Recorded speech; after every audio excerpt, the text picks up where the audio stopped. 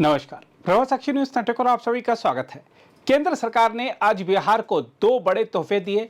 भागलपुर दुमका रामपुर हाट rail line जो कि 177 kilometre के दोहरीकरण की परियोजना और Mokama Munger greenfield high speed corridor जो कि 82.4 किलोमीटर का निर्माण किया जाएगा।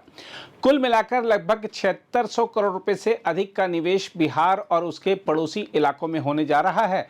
पहली नज़र में यह पहल विकास का स्वागत योग्य कदम है, मगर सवाल यह है कि क्या यह महज अधोसंरचना सुधार है या फिर चुनावी रणनीति का हिस्सा।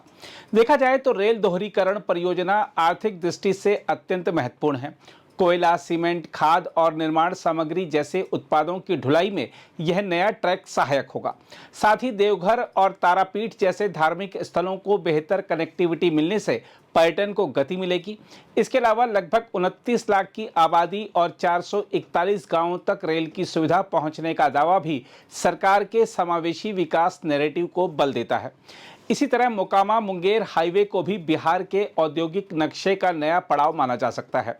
मुंगेर जमालपुर भागलपुर इलाका पहले से आयुध कारखाने, लोकोमोटिव वर्कशॉप और सिल्क उद्योग के कारण पहचान बना चुका है। हाईवे से रोजगार और औद्योगिक गतिविधियों के बढ़ने की संभावना है। तेज रफ्तार से चलने वाले वाहनों के लिए यह 100 किलोमीटर प्रति घंटा डिजाइन स्पीड वाला कॉरिडोर बिहार की सड़कों पर नया अनुभव होगा। परंतु इस सबके बीच राजनीतिक समय निर्धारण पर नजर डालना अनिवार्य है। बिहार विधानसभा चुनाव बस कुछ ही महीनों की दूरी पर हैं और अचानक से 2000 करोड़ रुपए की परियोजनाओं की घोषणा संयोग नहीं कही जा सकती।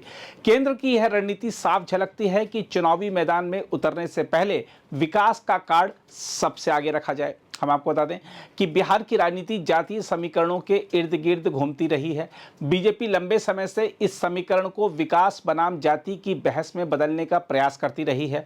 इन परियोजनाओं से पार्टी यह संदेश देना चाहती है कि हम रोजगार और अधोसंरचना पर काम कर रहे हैं, जबकि विपक्ष केवल जातीय राजनीति करता है।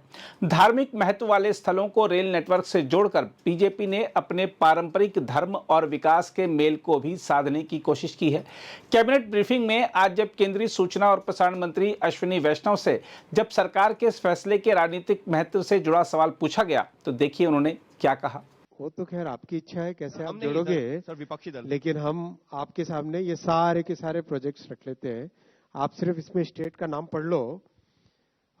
शुरू से अगर चले, बागडोगरा, बिहता, वाराणसी, कोटा, वाड़वन, पंजाब, राजस्थान, तमिलनाडु, बिहार, उड़ीसा, वाराणसी, 35 रेलवे प्रोजेक्ट्स है, खूब सारे हैं इसमें। तो वो केवल ब्रिज का नाम पढ़ रहा हूँ मैं। 35 रेलवे प्रोजेक्ट्स में खूब सारे महाराष्ट्र के हैं, गुजरात के हैं, राजस्थान के हैं। सब जगह तो चुनाव नहीं हो रहे ना।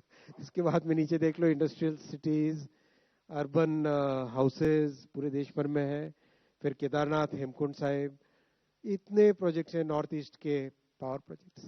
देखो ऐसा है ना, आरोप लगाना तो आसान है, काम करना डिफिकल्ट होता है। 60 वर्षों में अगर वो काम करते ना तो आज उनकी परिस्थिति ऐसी नहीं होती। बहरहाल निश्चित ही इन योजनाओं से बिहार की जनता को दीर्घकालिक लाभ होगा, लेकिन यह भी उतना ही स्पष्ट है कि विकास का यह बिगुल चुनावी रणभेरी की तरह बजाया गया है। अब देखना यह है कि विपक्ष चाहे आरजेडी हो या कांग्रेस इस पर कैसी प्रतिक्रिया देता है। क्या वह इसे जनता की जरूरत बताते हुए श्रेय लेने की होड़ में उतरेंगे या इसे चुनावी स्टंट कहकर खारिज करेंगे। फिलहाल बिहार की धरती पर रेल और सड़क दोनों ही बिछ रही हैं। सवाल यह है कि क्या यह पटरियां और राजमार्ग विकास की ओर ले जाएंगे या फिर राजनीति के अगले स्टेशन तक ही सीमित रह जाएंगे। अगर आप भी लेना चाहते हैं देश दुनिया की तमाम जानकारी तो आज ही सब्सक्राइब करें हमारे चैनल को। साथ ही नीचे दिए बेल आइकन को जरूर दबाएं ताकि हर अपडेट आप तक पहुंच सके।